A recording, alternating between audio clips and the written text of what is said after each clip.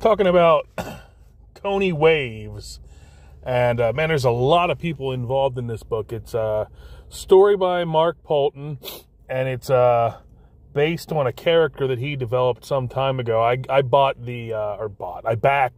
at the tier that allowed me to get some copies of earlier volumes of Koni Waves. They were, I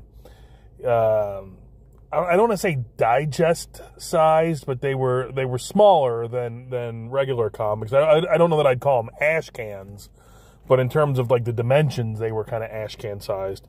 Story by Mark Poulton, and I would be remiss if I did not take a second here and say I'm not going to get into who the hardest working man in Comicsgate is. I'm not going to get into that because whoever I say is the hardest working man in Comicsgate, and yeah, I got the Freudian slip there. Someone else is going to get mad, so I'm just going to say that 1, 2, 3, 4, 5, 6, 7, 8, at least 8 ongoing franchises from this dude.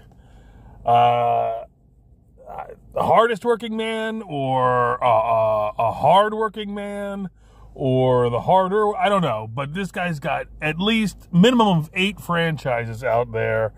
So hat is off to Mark Poulton. This guy is nothing but prolific. The script is by Mandy Summers.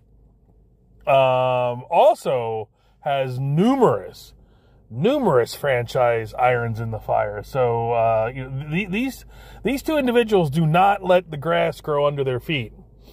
Art by Renzo Rodriguez, colors and letters by Dexter Weeks. 3 different covers, one by Renzo Rodriguez, one by Rini Sterkowski, and one by Chris Graves. So the first thing I want to say is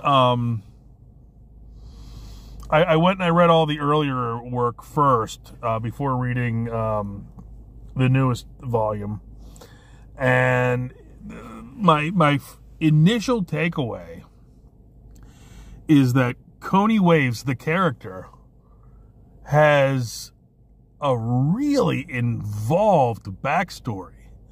You know, most backstories, you can summarize in one sentence. Superman, last survivor of a doomed planet, came to Earth and was found by a kindly farm couple.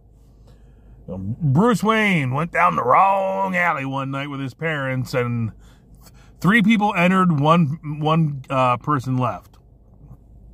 But like Koni Waves, she was on the force in Hawaii, which right there, let me just take a second and say right there is a setting, a locale you don't see a lot in comics. You don't see a lot of Hawaiian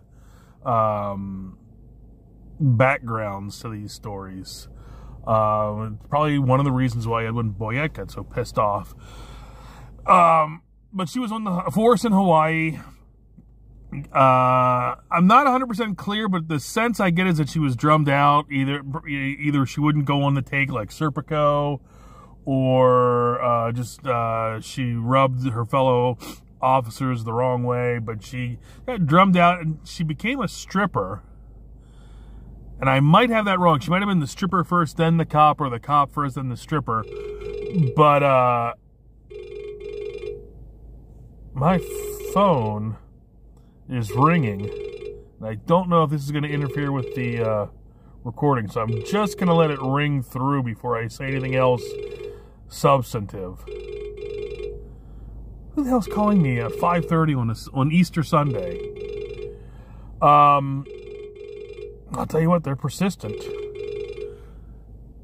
Some enchanted evening. All right, so they're gone.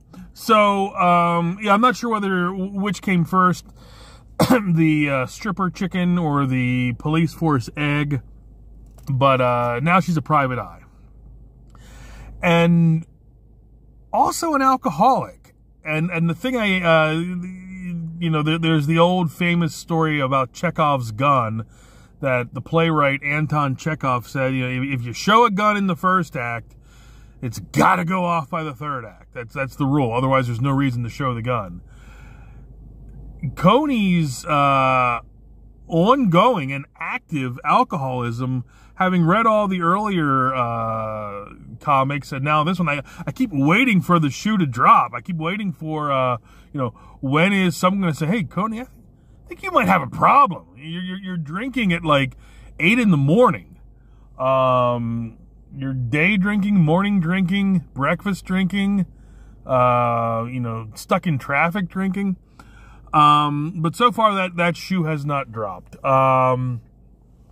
Story itself, it's a private eye story, so it's almost kind of like in terms of beats to the tale. It's kind of a like a hard-boiled film noir type of world, only in Hawaii. So it's, you know, usually when you think about film noir, you think Chicago or, you know, the mean streets of New York. You don't think about noir happening in Hawaii. So it's a different set of background. She's got a colorful cast of characters. The love interest, I don't know if he's a vampire, but he's definitely vampiric. But unless I'm reading this wrong, he seems to go out surfing a lot. So maybe he's maybe he's a day walker. But colorful cast of characters. I liked Koni's dad a lot. And some satisfyingly vicious villains who the villains give off a skeevy vibe because they want to defeat Koni and they want to kill Koni, but they also want to get with Koni. So the villains are, you know, definitely sufficiently skeevy. But all told, it was a fun read. I'm hoping this turns into a franchise. I've been with Mark's U.S. Assassin. I've been with U.S. Assassin since my entry into Comicsgate. And of course, you know, Graveyard Shift is one of Comicsgate's flagship titles. So I'm hoping that Koni Waves becomes a franchise as well, because there are things to the story that I think are yet to come, not least of which is, you know, the confrontation regarding the alcohol. And she's got clearly a colorful enough cast of characters that it could be a colorful intervention. Not as colorful as the intervention they held for Frank Reynolds on It's Always Sunny in Philadelphia. But like that intervention, at least one person at the intervention might be armed. So you got that going for you. But this is Tom Tuttle saying aloha from nowhere near Hawaii.